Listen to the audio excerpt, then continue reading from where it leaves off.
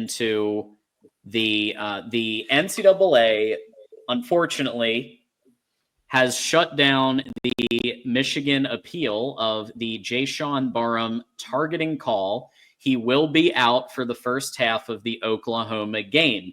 This was disagreed, by the way, not just with Sharon Moore and us. This was disagreed by Tony Petitti, the Big Ten commissioner. It was disagreed by the assistant director of athletics, I believe, or football. There were multiple people. Ward Manuel obviously very much disagreed with this decision. So it was not just one person who disagreed, and it was very clearly, like in my opinion, it was very clearly a height mismatch that caused the look of targeting. But how else could you do it? I was really trying to think, like, how much, like, what else are you supposed to do in that situation? He moved his head. He moved his head out of the way so that it wasn't, he tried to anyway, so it wasn't as direct head-to-head. Like, he did everything he could, but he had to wrap him up, and he's a short quarterback. Yeah, it's absolutely insane. The quarterback is a short quarterback. Jayshon Barham is a bigger linebacker. We saw the play with J.J. McCarthy against East Carolina where J.J. McCarthy was essentially spearheaded with the crown of the helmet, and that was overturned. I mean, it's just bullshit, man. I don't understand this. Like, I don't understand this. This is insane to me. Yeah. And I hate this. Like, I hate this not because it's affecting Michigan, but it's pussifying the game, bro. It's making the game softer, and I hate that. Stop. I understand player protection, all this shit. The truth of the matter is, start signing fucking waivers, bro, because I'm getting sick of this. And they're ruining the game. Put a flag. The next step is a flag on the quarterback. Yeah, have the players sign a waiver. This goes for the NFL. This goes for college. Say, I accept responsibility for the health risks of the game that I play and love. Done. Stop making the game soft. Stop with these calls that don't make sense. It's bad. And now, because like there's layers to this. One, you're affecting a team like Michigan with their chances on the road. That's not good. You don't want to lose one of your best players. Two, Barham's in a draft year. You're taking away a first half on a major stage for this player. That's disgusting. Yeah, especially when he didn't do anything wrong. I didn't even think about that. It's disgusting. That's even worse. Wrong. You're taking away a whole game worth of film because of the second half of New Mexico and then the first half of Oklahoma. Bro trains all year round his entire life, and this is what you do to him on some bullshit. That's wrong. It's wrong. It's just wrong. It's disgusting. So, I just, I don't know. It's what more can you say other than I think they messed up? It's the wrong call. It's bad for the game. And not only that, like we were on the show with the Sooner Smiths last night on the Oklahoma channel, John. What did Chad say? Worst call of the weekend. Yeah. I've talked to a few Oklahoma fans, people who do Oklahoma podcasts. I've talked to a few they all agree it was a terrible call. Not one of them has said it's a good call. Now they did say, listen, good for us. Like we don't have to go against it. But at the end of the day, I don't know, dude. It's just, it's disappointing and it frustrates me. But at the same time, it is what it is. We got to move forward. Cole Sullivan, Jimmy Rolder, step up.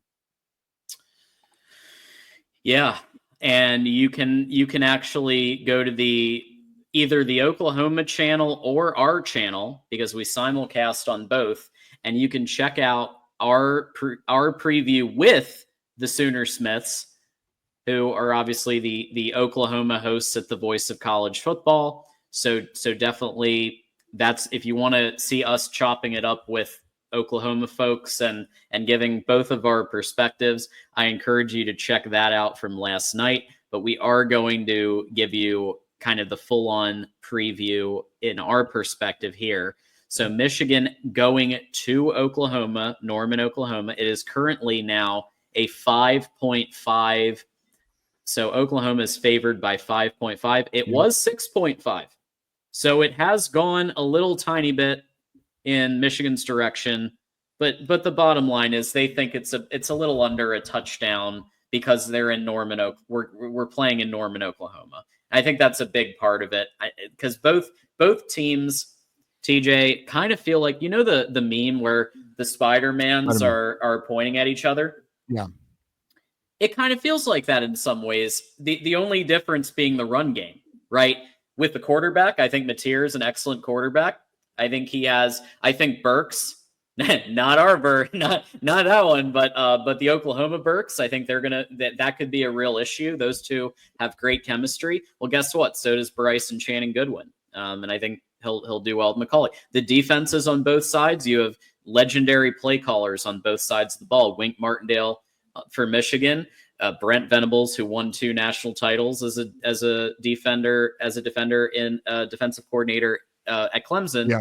So there's a lot of these things going on, and I'll say this one thing. I think everyone, if you want to know the inspiration that I think we should be looking at, let's go back to the 2023 national championship, Michigan versus Washington. What was going on in that game? Well, you had a NFL caliber quarterback for Washington, Michael Penix. You had 3 NFL caliber wide receivers.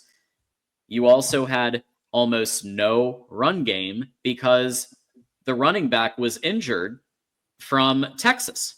So from the Texas game that they played. So I see a similar situation here, and how I think I didn't even mention this last night. I think a key path to victory is going to be treating it like that, relying on the front 4 of our defense to stop the little bit of run that they have and hang back 7 guys to cover the various receivers, tight ends, whatever the passing options are. Maybe have a guy as a spy, because you want to have maybe a spy on Mateer just in case he decides to run. He can run. So I think that because their offense is so one-dimensional with such a good passing game and such a mid running game, that's going to make it really easy for Wink to scheme here. Well, last year their offensive line was one of the worst in the nation in sacks given up, which is why I'm hoping we eat, and it's why I'm hoping for more. I think. Listen, so the line's at 5.5. Yes, it moved from 2.5. I don't know. I feel good about it, man. I don't know why. I mean, I guess Oklahoma doesn't scare me, man. They got ran on by freaking, what was it, Illinois State. Their offensive line is questionable, more questionable than ours, believe it or not.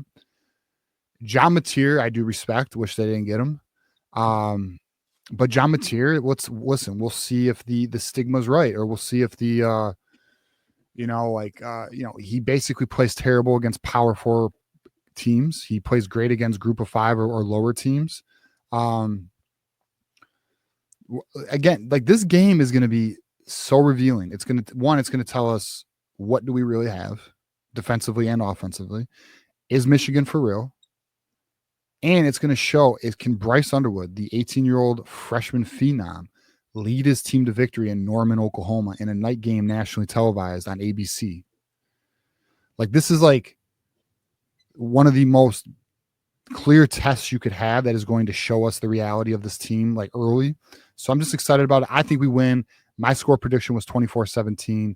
I'm optimistic about it. I don't fear Oklahoma. I do respect their defense. I do respect John Mateer, but I think Michigan's got some tricks up their sleeve. I think Michigan, in my opinion, I think it was very strategic the way they approached New Mexico. I expect Bryce Underwood to run more. I expect us to blitz more. I think there's going to be more coverage disguises on the back end of the defense that's going to fuck Mateer up. And I'm optimistic about it. My concerns are special teams, though. Punting, kick return, figure it out. I would like to see Micah Kapana. On the back end. I would like to see Andrew Marsh and Micah Kapana doing kick returns. And then for punt returns, I'd like to see Micah Kapana. That's what I would like to see. It was nice to see Micah Kapana get one run in the first quarter of the New Mexico game, which was very interesting. And that was a horse collar, another missed call. That was a fucking horse collar. What are they doing? But it's good because it shows you they are aware of his capabilities. Listen, he's a quick, twitchy player. Like, use him. So yeah, man, I'm optimistic. I think we get the dub, man. I did say 3 points last night. The more I study this, I make my final call in this show. Okay, let's go. Let's go. 34-20 Michigan. Let's go. And here's and it's We're gonna because we're gonna fuck them up. It's because and my look, Sooner Smiths, great people, and I gave what I thought at the time, but listen, the more I look at it, they have no run game. Wink's going to feast. And even if there's question marks at various positions that Wink's still trying to figure it out, he's going to be playing lots of zone. He's going to be covering those receivers and just relying on the front four to stop, the little bit of run game that they have. And then I actually have less worries about the offense than I do the defense, because Bryce is so measured and well above his years. Yeah. Well above his years. So I'm going a little out there on this one. I'm gonna and I was talking to my fiance Courtney about this before the show, and I was thinking 3 points, because we were both watching the Oklahoma game, and I was like, 3 points seems really light when I look at the lack. Courtney, by the way. Yeah, shout out for watching the game with you, bro. That's a rider. Shout out to her. Oh, she ride or die, absolutely. Oh yeah. That's why I put a ring on it 8 there you months go, bro. in. There you go. Come on now. But all right, so you got what, 34-20. 34-20 Michigan. All right, I like it. Beats and Treats wants to bet me $20. What's the bet, Beats and Treats? You want to bet me $20 on what? Put it in the comments. We'll see. Yeah. But no, I like it, John. I like it. And how epic would it be if we go into what if we go to Norman, Oklahoma, and we literally run shit? How fun will post game be? But two, how enjoyable will that game be? Because I don't think it's out of the question. I don't know, man. I'll be honest. I have a very, and I'm sure a lot of you feel similar. No Beats and Treats. It's fucking win or loss. You want to take Oklahoma? Let me know. I got Michigan. If you want Oklahoma, if you think Oklahoma's going to win, then you could put 20 on it. I'll take Michigan. We could do that bet. I'm not doing spreads. Get out of here with that. Yeah. TJ goes straight up or nothing. Yeah, I do straight. I don't do that dumb Vegas fucking probability shit, bro. It's who's gonna win, who's gonna lose. I don't got time for the nonsense. All right, so yeah, no, I mean, but how epic would it be? I have a confidence in this. I don't know this. I'm feeling good about this team, man. I'm feeling good about this team, and I know it was New Mexico, but there's so many encouraging signs. This isn't last year Fresno State, dude. And I know people are there was a slight doubt that was okay, I felt good going, but then Michigan, Texas happened last year, and I did have a flashback to that. But also Oklahoma isn't Texas at all. Right? So it's a very different, they're both in the SEC. They both came to the SEC at the same time, but Oklahoma isn't Texas. Actually, no, I think that's a key thing. If Beats wants to give me 5.5, I'll take it. Fuck it. You want to give me 5.5, we'll take it. Wow. I'll do your bet. Confirm it in the comments. You want me to give 5.5, I'll take 5.5. But I don't need 5.5. Michigan's gonna win. But no, I hear you, John. I think remember the Arkansas State game last year? Mm-hmm. I just don't. This team is better than that, man. This team is, in my opinion, a playoff. I think this team could be a playoff team. It's all right. $20. Wait. All right. You give me 5.5, Beats. You give me 5.5, or what are we doing here, bro? So it sounds like you're straight up. You got the no. I think it's the 5.5. Yeah. All right, fine. 5.5. 5.5. Let's go. Fuck it. All right. There we go. Hey, Beats is about his money. I'm not mad at it. I respect that. So any kind of final thoughts on? Obviously, we do want to encourage everybody to watch the Sooner Smith's analysis of this as well, because you get their perspective as Oklahoma people and our perspective. So it was a good chat there. Any other kind of things you want to leave people with? Obviously, we're going to see a Thursday night as well. But yeah, wait. I'm sorry. What's the? Well, just to any final thoughts on the Oklahoma preview? I'm just excited, man. I mean, I don't have anything more. I mean, we're at the point now where let's see what the team can do. I want to see Bryce play again. I'll be honest. I was actually talking to Juju. The offseason got a little tiring, man. I got a little burnt out. I'll be honest. we were just rehashing and Yeah. But after Saturday's game, I got a rejuvenation, man. Like just an excitement to talk about the team. That's why I was very excited to join Doreen Sunday night. It's why I was excited to do the show yesterday with the Oklahoma channel. And like I will be honest though. Now I'm at the point now where I've talked about it so much. I want to watch the game now. Now I know we got the call-in show Thursday. We'll get into it. We'll talk ball. But I don't know, man. I just can't wait for Saturday. I'm fucking, and it sucks. Like, me too. Because like, you should appreciate every day. You know, like I don't like looking too far ahead. I like being in the moment, present. I think that's very important for everybody. And do you though? I do me. But I'll be honest. I just am constantly looking forward to the weekend. Plus, I got the Lions on Sunday, so like I'm just like I don't know. I'm just trying to get there as quick as possible. Listen, I'm with you. It's football, and we're about to have one of the this is a big matchup. This is a huge matchup. This reminds, like I said, this reminds me, at least the scale of the matchup reminds me of Michigan Texas last year. The scale of the matchup it's kind of like a LSU Clemson situation. Like that's what it feels like. Like that's the stakes. These are both ranked teams. Oklahoma, I believe, is ranked 18 right now. Don't quote me on that, but I think that's what I saw. So regardless, both teams are ranked. Both teams are coming into this thinking they've got a good shot. And it's literally going to come down to probably, who wants it more, who has the more complete team.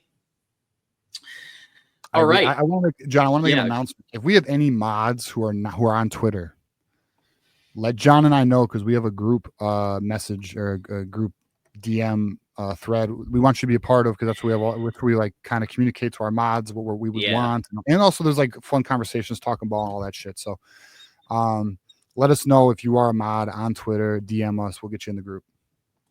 And don't worry, Michigander, we're hitting super chats right now. What we do on this show, just for everybody's awareness, is that we cover a topic, then we do super chats, then we cover a topic, then we do, and that way we can just have our topic, and then we have good clips, for content and all of that good stuff, just so that you understand why we don't read super chats all the time right away. It's not because we don't appreciate you. We very much appreciate you.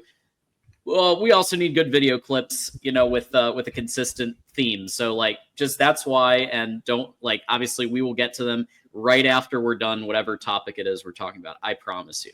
Drufus has become Those Who Stay Will Be Champions YouTube member. Thank you so much, Drufus. Really appreciate that.